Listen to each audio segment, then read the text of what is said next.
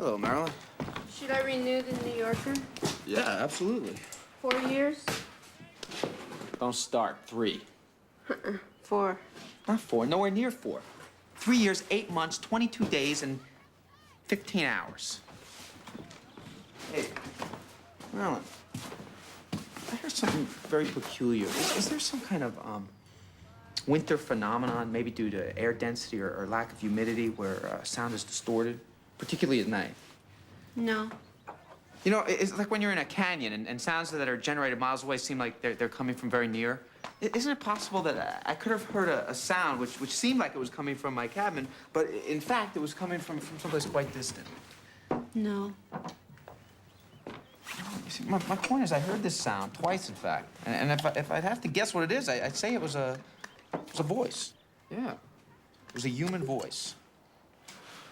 That's what it was. What? Nothing. Hello, Joel. Ruth Ann? A lot of animals sound like people, right? Cats, for instance, hyenas. Oh, I suppose so. See, last night I heard a voice in my cabin, but clearly it must have been an animal. A voice?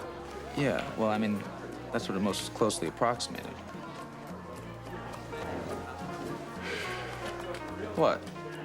That was no animal, Joel. It wasn't? No. No? It was Jack. Jack? Who's Jack?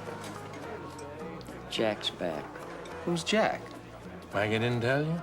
Tell me what? Hey, come on, you guys. What's going on? You see, Joel, Jack's dead. Dead. Dead as in deceased. He's no longer alive. That's right. He killed himself in your cabin. Blew his brains out. Wait. He committed suicide in my cabin?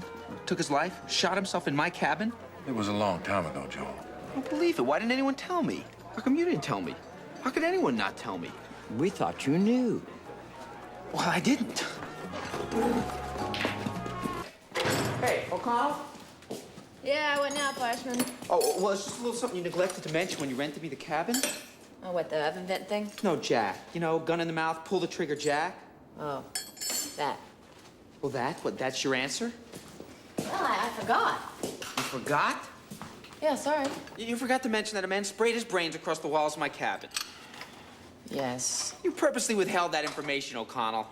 You know, there are disclosure laws. You're legally obligated to inform a prospective buyer or tenant that a grisly suicide was committed on the premises. You know, what is the big deal, Flashman? He's not the first man in Alaska to commit suicide. No, I'm sure hundreds of people take their lives every day to escape this loathsome place.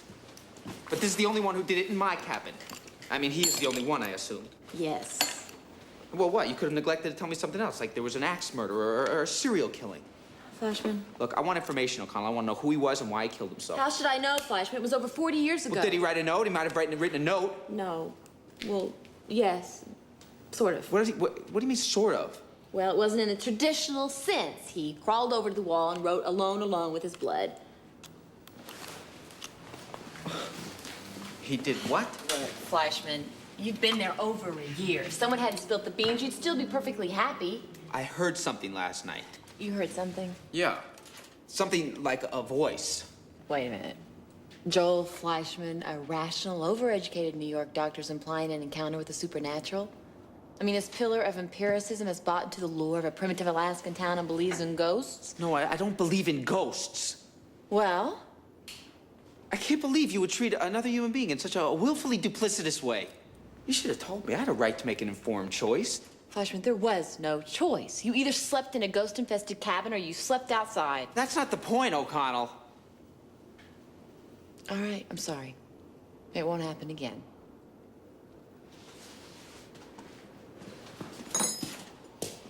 Hey, Rufan. Joel, I'd like to see the town records. just a minute. Oh, go ahead. I'm going to be a while. Well, thank you.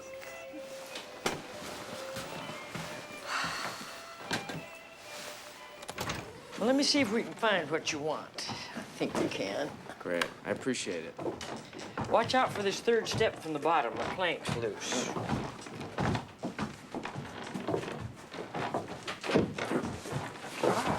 Let me see. I think Jack died in 48. Oh, can you reach this? Yeah. You have mice here? Marmots, mostly. All right, watch out. Set it right here. God, there's all cobwebs around here. Wait, look at this picture. Hey, isn't that Holline's bar? Yeah, they called it the Bearded Nail in those days. Why'd they call it that? I have no idea. Oh, here it is. Larson, John R.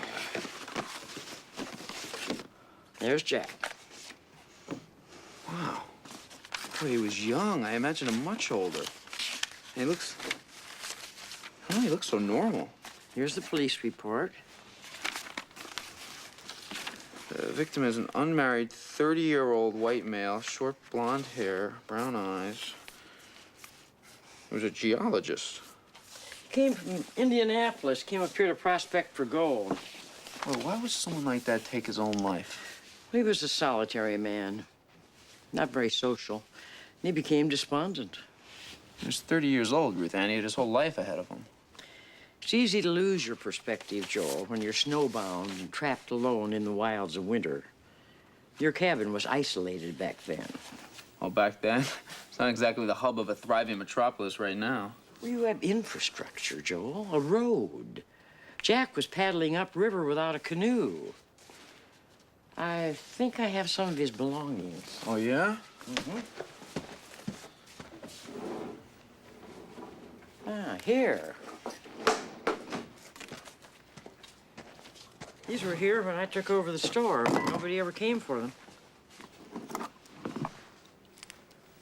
Funny about personal effects. After Bill died, I couldn't bear to look at his shoes. Roget's thesaurus? Well, I've got to get back upstairs, Joel. He's got notes in the margins. You can take that stuff along with you if you want to. Is that right? Well, technically, no. But it's been 40 years, and I don't think anybody's going to miss it. Thank you. Would you put this away? Yeah. Thank you.